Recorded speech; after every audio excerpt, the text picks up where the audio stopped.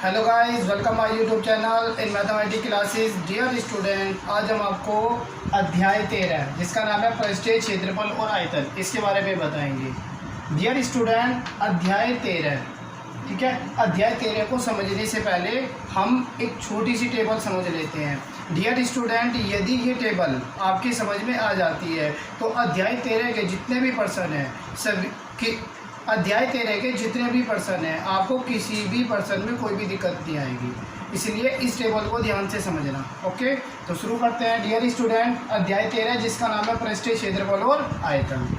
Dear student, सबसे पहले तो हम यही क्लियर कर लेते हैं कि पृष्ठीय क्षेत्रफल और आयतन कहते किसे हैं। ठीक है, क्षेत्रफल किसे कहते हैं और आयतन किसे कहते हैं। What is area and what is volume. तो डियर स्टूडेंट, क्षेत्रफल किसे कहते हैं? जो वस्तु जितना स्थान घेरती है, जो वस्तु जितना स्थान घेरती है वो उसका क्षेत्रफल कहलाता है। और किसी भी वस्तु का क्षेत्रफल निकालने के लिए हम उसकी लंबाई और उसकी चौड़ाई इन दोनों की गुणा कर देते हैं। तो लंबाई और चौड़ाई की गुणा करके हमको उस वस्तु का क्षेत्रफल मिल जाता है। तो डियर स्टूडेंट, क्षेत्रफल की परिभाषा हो जाएगी जो वस्तु जितना स्थान घेरती है वह उसका क्षेत्रफल कहलाता है। और डियर स्टूडेंट, बात करते हैं आयतन की। आयतन किसे कहते हैं? What is volume. जिस वस्तु में जितना भार होता है, आयतन की परिभाषा, आयतन किसे कहते हैं? जिस वस्तु में जितना भार होता है वह उसका आयतन कहलाता है। जैसे डियर स्टूडेंट, हम आपको एक एग्जांपल बताते हैं। सपोज दैट एक गिलास हो गया, हमने क्या किया, उस गिलास को पानी से ऊपर तक भर दिया है। तो गिलास के अंदर जो पानी होता है वह उस गिलास का आयतन कहलाता है। एक सेकेंड एग्जांपल ले लेते हैं। सपोज दैट एक गुब्बारा हो गया, गुब्बारा, हम उस गुब्बारे में हवा भर लेते हैं। तो गुब्बारे के अंदर जो हवा होती है वह उस गुब्बारे का आयतन कहलाती है। ठीक है डियर स्टूडेंट, तो क्षेत्रफल किसको कहते हैं? एक बार फिर रिपीट कर देते हैं। क्षेत्रफल क्या होता है? जो वस्तु जितना स्थान घेरती है वह उसका क्षेत्रफल कहलाता है। और किसी भी वस्तु का क्षेत्रफल निकालने के लिए उसकी लंबाई और चौड़ाई इन दोनों की गुणा कर दी जाती है तो हमें उस वस्तु का क्षेत्रफल मिल जाता है। आयतन क्या होता है? यदि आयतन की परिभाषा, किसी भी वस्तु का भार, उसमें कितना वजन होता है वह उस वस्तु का आयतन कहलाता है। जैसे मैंने आपको एग्जांपल बताया कि पानी का गिलास हो गया और पानी के गिलास को हमने ऊपर तक पानी से भर लिया है। तो गिलास के अंदर जो पानी होता है वह उस गिलास का आयतन कहलाता है। या गुब्बारे में भरी हुई हवा, गुब्बारे के अंदर जो हवा होती है वह उस गुब्बारे का आयतन कहलाती है। डियर स्टूडेंट, एक बात का और ध्यान रखना, यदि हम किसी भी वस्तु के क्षेत्रफल में उसकी ऊंचाई की गुणा कर दे तो वह उस वस्तु का आयतन कहलाता है। रिपीट अगेन, यदि किसी भी वस्तु के क्षेत्रफल में ऊंचाई की गुणा कर दी जाए तो वह उस वस्तु का आयतन कहलाता है। ओके एवरीबॉडी, तो शुरू करते हैं अध्याय 13 जिसका नाम है पृष्ठीय क्षेत्रफल और आयतन। डियर स्टूडेंट, इस चैप्टर को शुरू करने से पहले मैंने पहले भी बताया, छोटी सी टेबल समझ लेते हैं। इस टेबल पे हमारी 6 आकृतियाँ आएगी और इन 6 से संबंधित ही आपके सभी क्वेश्चन होंगे। यदि ये अच्छी तरीके से समझ में आती है तो आपका एक भी क्वेश्चन ऐसा नहीं होगा जो आप सोल्यूशन नहीं कर सकते। ओके एवरीबॉडी, स्टार्ट करते हैं। नंबर 1, डियर स्टूडेंट, सबसे पहली आकृति हमारी आती है घन। घन, अब घन क्या होता है? घन, इंग्लिश में इसको क्यूब कहते हैं। What is cube? घन किसे कहते हैं? डियर स्टूडेंट, जो घन आकृति होती है ये ठोस आकृति होती है और जो घन होती है वो 2 वर्गों से मिलकर बनती है। और आप सभी को पता होगा कि वर्ग किसे कहते हैं। वर्ग के बारे में बताते हैं। वर्ग 4 भुजाओं से बनी वह बंद आकृति। वर्ग किसे कहते हैं? 4 भुजाओं से बनी वह बंद आकृति जिसकी सभी भुजाएं बराबर होती है, वर्ग कहलाती है। रिपीट अगेन डियर स्टूडेंट, वर्ग किसे कहते हैं? 4 भुजाओं से बनी वह बंद आकृति जिसकी सभी भुजाएं बराबर होती है, वर्ग कहलाती है। ओके एवरीबॉडी, और जो घन होता है वह ठोस आकृति होती है और जो घन होता है वह हमारा 2 वर्गों से मिलकर बनता है। तो डियर स्टूडेंट, 2 वर्गों से मिलकर कैसे बनता है आइए देखते हैं। सपोज दैट ये हमारा एक वर्ग हो गया जिसकी सभी भुजाएं बराबर है। अब इस वर्ग के केंद्र से एक और वर्ग बना लेते हैं। सपोज करें एक वर्ग ये हो गया, ओके। अब इस वर्ग के प्रत्येक कोने को मिला दीजिए तो ये हमारा वर्ग बन जाता है, जैसे एक लूडो का दाना हो गया। Okay everybody. अब जैसा कि हमें पता है जो घन की आकृति होती है वो दो वर्गों से मिलकर बनती है और वर्ग की प्रत्येक भुजा बराबर होती है, इसलिए हम क्या करते हैं घन की एक भुजा मान लेते हैं। माना घन की एक भुजा ए है तो डियर स्टूडेंट इस घन की लंबाई भी ए हो जाएगी और इस घन की चौड़ाई ये भी ए हो जाएगी और घन की ऊंचाई भी ए हो जाएगी। इसलिए क्योंकि घन की सभी भुजाएं बराबर होती है तो घन की लंबाई क्या हो जाएगी ए, घन की चौड़ाई भी ए और घन की ऊंचाई भी ए।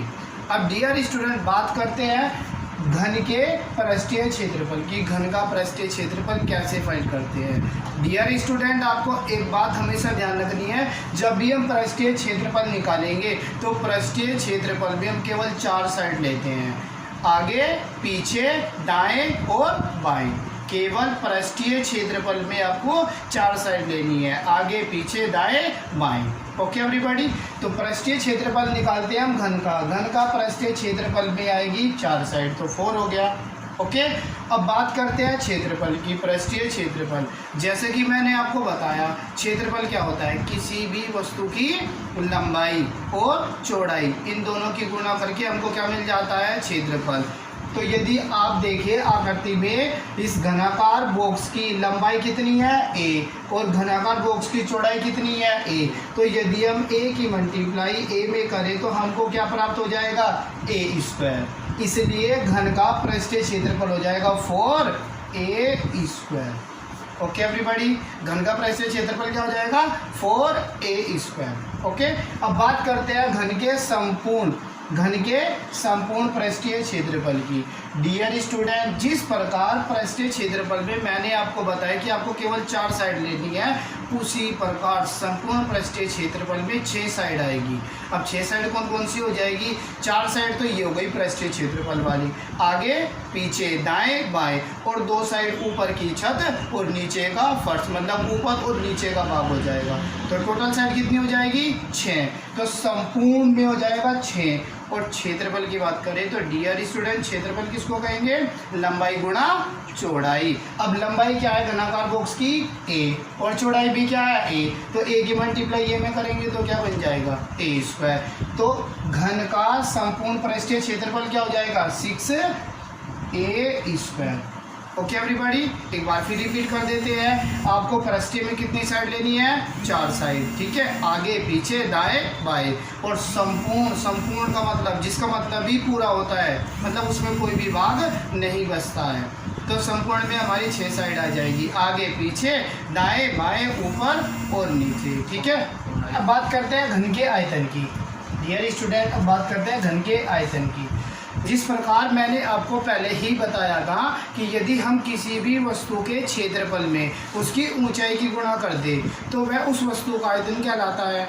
अब यदि आप देखें घन का क्षेत्रफल और क्षेत्रफल निकालने के लिए लंबाई गुणा चौड़ाई, तो घनाकार बॉक्स की लंबाई कितनी ए और घनाकार बॉक्स की चौड़ाई कितनी ए, ठीक है, और ऊंचाई कितनी ए, ठीक है। अब देखो a मल्टीप्लाई a ये तो हो गया घनाकार ब्लॉक का क्षेत्रफल और क्षेत्रफल पे ऊंचाई की गुणा करते ही क्या बन गया आयतन। a मल्टीप्लाई a बराबर a क्यूब। इसलिए डियर स्टूडेंट घन का जो आयतन है वो a क्यूब हो जाएगा। घन का आयतन क्या हो जाएगा a क्यूब। Okay everybody. अब बात करते हैं नंबर 2 आकृति जिसका नाम है घनाभ। अब डियर स्टूडेंट घनाभ क्या होता है, जिस प्रकार जो हमारा घन है वो 2 आयत से, बात करते हैं घनाभ की। डियर स्टूडेंट जिस प्रकार हमारा घन है, घन 2 वर्गों से मिलकर बनता है, उसी प्रकार जो घनाभ होता है वह 2 आयत से मिलकर बनता है। अब आयत किसे कहते हैं, मतलब आयत की परिभाषा क्या होती है। चार भुजाओं से बनी वह बंद आकृति। आयत की परिभाषा बताते हैं, चार भुजाओं से बनी वह बंद आकृति जिसकी आमने सामने की भुजाएं बराबर होती है, आयत कहलाती है। रिपीट अगेन, चार भुजाओं से बनी वह बंद आकृति जिसके आमने सामने की भुजाएं बराबर होती है, आयत कहलाती है।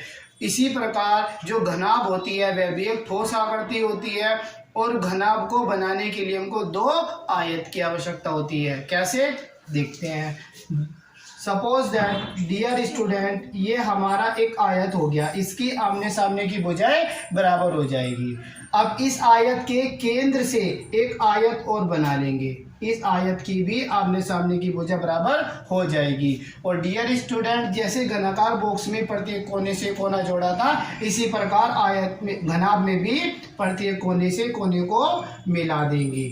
ओके, तो इस प्रकार बनी आकृति हमारी एक घनाभ की आकृति कहलाएगी, जिसको इंग्लिश में क्यूबॉइड कहते हैं। ओके डियर स्टूडेंट, आपको एक इंपॉर्टेंट बात ये भी याद रखनी है कि घन में तो सभी भुजाएं बराबर होती है, लेकिन जो घनाभ होता है, घनाभ की लंबाई, चौड़ाई और ऊंचाई तीनों अलग अलग होती है। ठीक है, अब घनाभ की लंबाई ये वाली साइड हो जाएगी, ठीक है, और घनाभ की चौड़ाई ये हो जाएगी, जिसको बी से प्रेजेंट करेंगे, और घनाभ की ऊंचाई ये वाली साइड हो जाएगी, ऊंचाई को हम एच से प्रेजेंट करेंगे। ओके एवरीबॉडी, तो घनाभ की लंबाई, चौड़ाई और ऊंचाई। अब बात करते हैं घनाभ के पृष्ठीय क्षेत्रफल की। डियर स्टूडेंट, घनाभ का पृष्ठीय क्षेत्रफल होता है 2 into L plus B into H. Into का मतलब ये ब्रैकेट होता है। ओके एवरीबॉडी, अब ब्रैकेट में एल प्लस बी को इसलिए लिया गया क्योंकि जो घनाभ है वो दो आयत से मिलकर बनता है, और एक आयत में दो लंबाई होती है और दो ही चौड़ाई होती है, और एच इन सब में कॉमन होती है। इसलिए डियर स्टूडेंट, घनाभ का पृष्ठीय क्षेत्रफल हो जाएगा 2 into L plus B into H. Okay everybody, अब बात करते हैं घनाभ के संपूर्ण पृष्ठीय क्षेत्रफल की। डियर स्टूडेंट, जैसे मैंने पहले भी बताया था कि पृष्ठीय क्षेत्रफल में हम केवल 4 साइड लेते हैं, आगे, पीछे, दाएं और बाएं, लेकिन संपूर्ण पृष्ठीय क्षेत्रफल में ऊपर और नीचे का भाग भी जुड़ जाता है।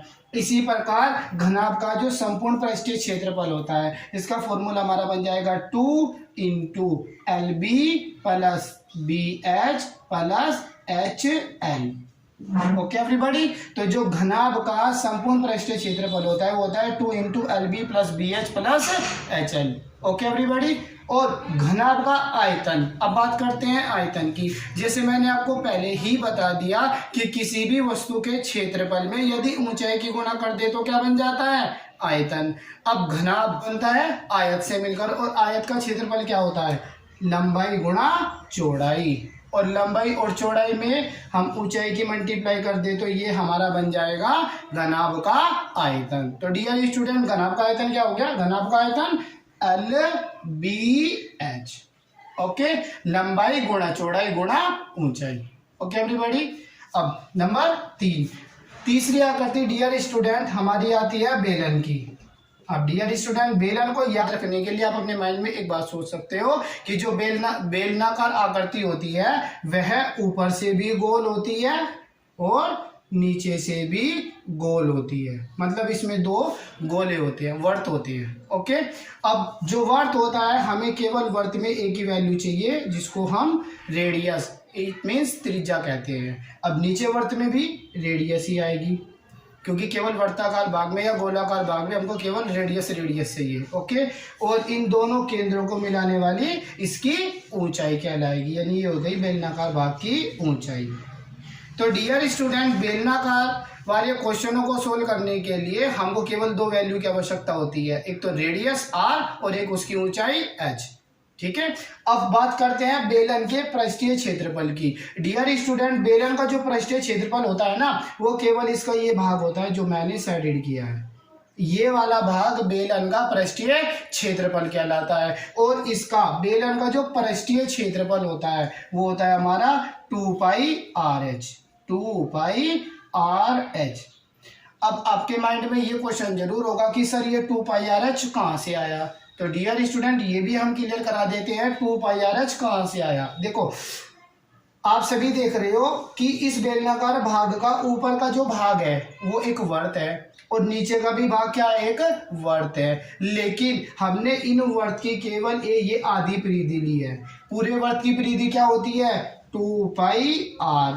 पूरे वर्त की परिधि क्या होती है, 2πr। लेकिन हमने तो केवल आधी परिधि ली है, तो आधी परिधि क्या हो जाएगी, अपोन में 2 से 2 कट के पाई r हो जाएगी। तो अर्धवर्त की मतलब आधे वर्त की परिधि क्या हो गई, पाई आर। अब पाई आर ऊपर की हो गई और पाई आर ही नीचे की हो गई। तो कितने पाई आर हो गए भाई, पाई आर प्लस पाई आर। तो ये कितने हो गए, 2πr।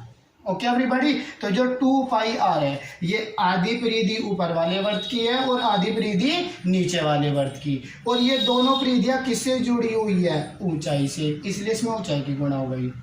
तो डियर स्टूडेंट, बेलन का जो पृष्ठीय क्षेत्रफल है वो हमारा हो जाएगा 2πrh।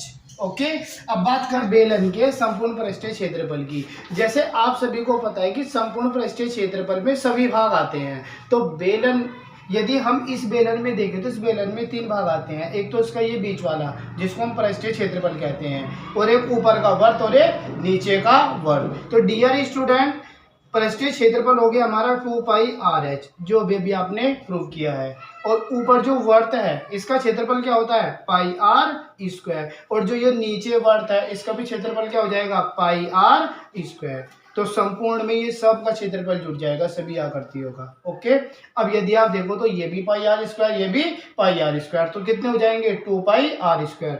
यानी कि हम इसको लिख सकते हैं 2πrh प्लस 2πr²। और डियर स्टूडेंट, इन दोनों में से क्या कॉमन आ सकता है, 2πr। तो ये हो जाएगा r plus h। Okay everybody. तो जो हमारा बेलन है, बेलन का संपूर्ण पृष्ठीय क्षेत्रफल क्या हो जाएगा, 2πr into r plus h। Okay everybody. इसी प्रकार जो बेलन का आयतन है वो क्या आएगा, जैसे कि मैंने तुम्हें पहले भी बताया है कि जो बेलन का आयतन होता है, यदि हम किसी भी वस्तु के क्षेत्रफल में उसकी ऊंचाई की गुणा कर दे तो वह उस वस्तु का आयतन कहलाता है। तो डियर स्टूडेंट, यदि आप ध्यान से देखो तो हमारे बेलन में वर्त बना है और वर्त का क्षेत्रफल क्या होता है, πr²। तो डियर स्टूडेंट, वर्त का क्षेत्रफल हो गया πr²। और यदि इस क्षेत्रफल में इस ऊंचाई की गुणा कर दी जाए तो ये क्या बन जाएगा, πr²h, जो बेलन का आयतन कहलाएगा। Okay everybody. तो बेलन का आयतन हो जाएगा πr²h। अब बात करते हैं नंबर 4 आकृति जिसका नाम है शंकु। Okay everybody. नंबर 4 आकृति जिसका नाम है शंकु। शंकु, डियर स्टूडेंट, शंकु की क्या पहचान होती है, जो शंकु होता है वो नीचे से गोल होता है, ये भी नीचे से एक वर्त के जैसा होता है। ओके। और आप सभी को पता है जो वर्त होता है, वर्त में केवल हमको एक ही वैल्यू चाहिए जिसे हम रेडियस, इट मींस त्रिज्या कहते हैं, और इसको r से प्रेजेंट करते हैं। ओके। और इस वर्टेक्स से इसके केंद्र तक, वर्त के केंद्र तक, ये कहलाएगी शंकु की ऊंचाई। इसको हम h से प्रेजेंट करेंगे। ओके। और ये कहलाएगी शंकु की तिर्यक ऊंचाई, जिसको हम l से प्रेजेंट करेंगे, तिर्यक ऊंचाई, जिसको हम l से प्रेजेंट करते हैं। डियर स्टूडेंट, देखो यहाँ पर जो हमारा एंगल बनता है ये 90 डिग्री का एंगल बनता है, इसलिए जो ये आपको आधा ट्रायंगल दिखाई दे रहा है ये हमारा राइट ट्रायंगल कहलाता है। और हम सभी जानते हैं कि राइट ट्रायंगल में, सपोज दैट हम इसका नाम लिख लेते हैं AOB। तो डियर स्टूडेंट, जो AOB ट्रायंगल है ये राइट ट्रायंगल कहलाता है, क्योंकि यहाँ पर ये को 90 डिग्री का बनता है। और हम सभी जानते हैं कि 90 के सामने वाली भुजा कर्ण होती है। और पाइथागोरस में हमने पढ़ा भी है कि कर्ण का वर्ग बराबर होता है लंब का वर्ग प्लस आधार का वर्ग। तो इस समकोण के सामने भुजा कौन सी है, AB। और AB का क्या नाम है, L। तो L², यानी कि कर्ण का स्क्वायर बराबर लंब क्या हो जाएगा, AO। और AO का नाम क्या है, H। तो ये हो जाएगा H² प्लस, और आधार क्या हो जाएगा, R²। इसलिए डियर स्टूडेंट, इस वाले फॉर्मूले से हम तिर्यक ऊंचाई L का फॉर्मूला बना सकते हैं। ओके। तो L हो जाएगा यहाँ पे L बराबर √H² plus R²। Okay everybody.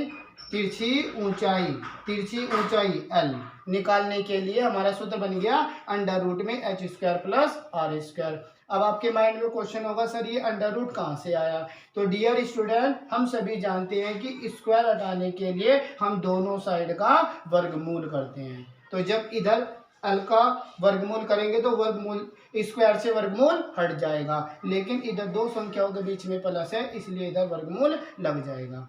Okay everybody, तो l का सूत्र हो जाएगा l बराबर under root h square plus R square. शंकु की तिर्यक ऊंचाई निकालने का सूत्र बन जाएगा।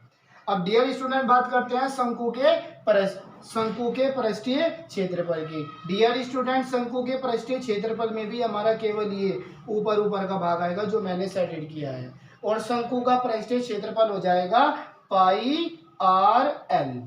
ओके एवरीबॉडी, अब आपके माइंड में फिर ये क्वेश्चन उठेगा कि सर पाई आर एल कहाँ से आया? जैसे हमने आपको बेलन में बताया था कि ये बेलन की आधी परिधि होती है, उसी प्रकार ये भी हम जैसे हमने आपको पहले ही बताया था कि बेलन में ये वर्त की आधी परिधि होती है, उसी प्रकार यहाँ भी ये वर्त की आधी परिधि जिसको हम पाई आर बोलेंगे, पाई आर से प्रेजेंट करेंगे। और ये जो आधी परिधि है ये दो तिर्यक ऊंचाई l से जुड़ी हुई है, मतलब ये परिधि किससे जुड़ी हुई है? l से, तो इसमें l की मल्टीप्लाई कर देंगे तो ये हमारा शंकु का पृष्ठीय क्षेत्रफल हो जाएगा pi R L. Okay everybody, अब बात करते हैं शंकु के संपूर्ण पृष्ठीय क्षेत्रफल की। डियर स्टूडेंट, जैसे कि हम सभी जानते हैं कि संपूर्ण पृष्ठीय क्षेत्रफल निकालने के लिए हम सभी सारी आकृतियां लेते हैं। अब जैसे शंकु का पृष्ठीय क्षेत्रफल में ये ऊपर का भाग आता है, ऊपर का भाग क्या हो गया हमारा पॉइंट। शंकु का संपूर्ण पृष्ठीय क्षेत्रफल निकालने के लिए हम क्या करते हैं, शंकु के सभी भागों को लेते हैं। अब शंकु के सभी भागों में एक तो उसका ये पृष्ठीय क्षेत्रफल आएगा जिसका सूत्र क्या है? पाई आर एल प्लस, और नीचे इसमें ये वर्त बना हुआ है, वर्त का क्षेत्रफल क्या होता है? पाई आर स्क्वायर। ओके एवरीबॉडी, अब इन दोनों में से क्या कॉमन आ सकता है? पाई आर, तो यहाँ पे हमारा क्या रह जाएगा? एल प्लस, और यहाँ पे क्या रह जाएगा? आर। तो जो शंकु का संपूर्ण पृष्ठीय क्षेत्रफल है वो क्या हो जाएगा? Pi R into L plus R. Okay, तो हम लिख सकते हैं शंकु का संपूर्ण पृष्ठीय क्षेत्रफल pi R into R plus L. Okay everybody, dear student, अब शंकु का जो संपूर्ण पृष्ठीय क्षेत्रफल है वो हो गया pi R into R plus L. अब बात करते हैं शंकु के आयतन की। ओके, अब शंकु का आयतन क्या होता है? शंकु का आयतन होता है 1/3 पाई आर स्क्वायर एच। अब डियर स्टूडेंट, जैसे मैंने आपको पहले ही बता दिया है कि यदि किसी भी वस्तु के क्षेत्रफल में ऊंचाई की गुणा कर दी जाए तो वो उस वस्तु का आयतन बन जाता है। अब डियर स्टूडेंट, जैसे जो पाई आर स्क्वायर है, जो हमारा पाई आर स्क्वायर है, ये क्या हो गया? वर्त का क्षेत्रफल, और इस वर्त के क्षेत्रफल में हमने ऊंचाई की गुणा कर दी है तो ये बन जाएगा पाई आर स्क्वायर एच, शंकु का आयतन। बट आपके माइंड में क्वेश्चन जरूर होगा कि ये सर 1/3 कहाँ से आया? तो ये भी हम क्लियर करा देते हैं। ओके डियर स्टूडेंट, हम क्या करते हैं, एक रफली शंकु बना लेते हैं, ठीक है, और इस शंकु की आकृति को एक कंप्लीट आकृति बना लेते हैं। और कंप्लीट आकृति बनाने के लिए हम क्या करते हैं, एक ऊंचाई यहाँ पे बना देते हैं और एक ऊंचाई यहाँ पे, और ऊपर बन जाता है ये 1, यानी कि ये एक तरीके से हमारा बेलन बन गया। तो डियर स्टूडेंट, यदि आप यहाँ पे इस आकृति में देखो तो इस आकृति में हमारे ये 3 शंकु बनते हैं। ओके एवरीबॉडी, और लेकिन हमें इन 3 शंकुओं में से लेना केवल एक शंकु है। तो हम जिस शंकु को लेते हैं, आप सभी को पता है जितने भाग हम लेते हैं वे हमारे अंश का कार्य करता है, इट मीन्स न्यूमरेटर का, और जितने उसमें कुल भाग होते हैं वे हमारे डिनोमिनेटर का कार्य करता है।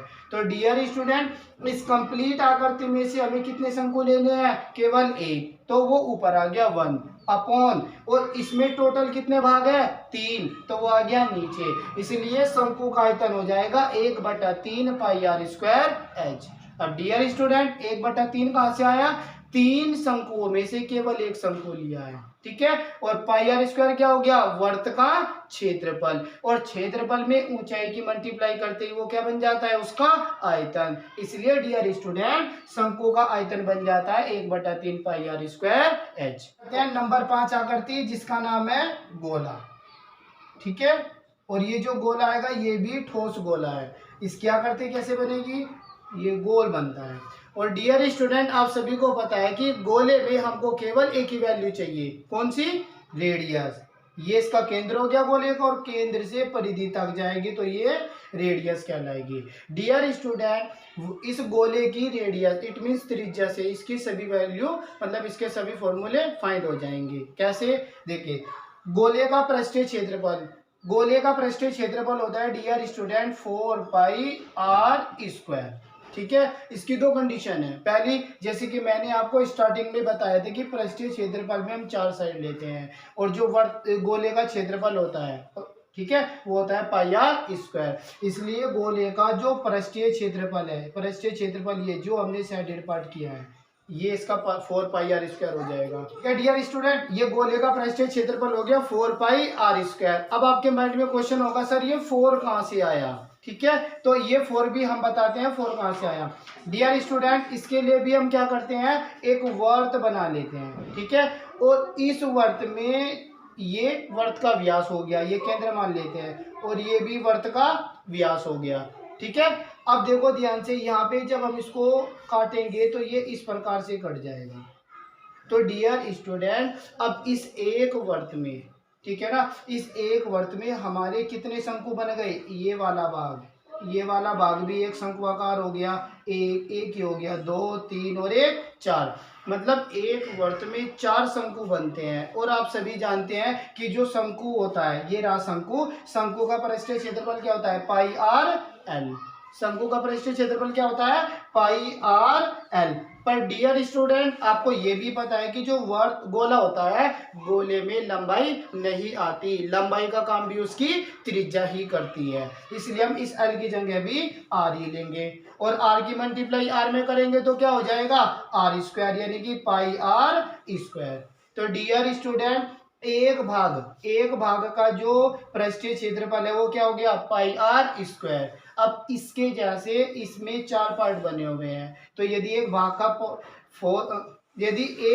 का क्षेत्रफल पाई आर स्क्वायर होता है तो 4 का कितना हो जाएगा, 4 पाई आर स्क्वायर। इसलिए हमने लिखा गोले का पृष्ठीय क्षेत्रफल 4 पाई आर स्क्वायर। ओके, अब बात करते हैं गोले के संपूर्ण पृष्ठीय क्षेत्रफल की। अब डियर स्टूडेंट यदि आप ध्यान से देखो तो इस गोले में तो कोई भाग बचा ही नहीं जो हम इसमें ऐड कर सके, इसलिए गोले का संपूर्ण पृष्ठीय क्षेत्रफल भी 4 पाई आर स्क्वायर हो जाएगा, 4 पाई आर स्क्वायर। अब बात करते हैं गोले के आयतन की। जैसे अभी अभी मैंने आपको बताया कि इस गोले में हमारे 4 शंकु आते हैं, ठीक है डियर स्टूडेंट, और एक शंकु का आयतन क्या होता है, 1/3 पाई आर स्क्वायर एच। तो डियर स्टूडेंट 4 शंकु का कितना हो जाएगा, 4/3 पाई आर स्क्वायर।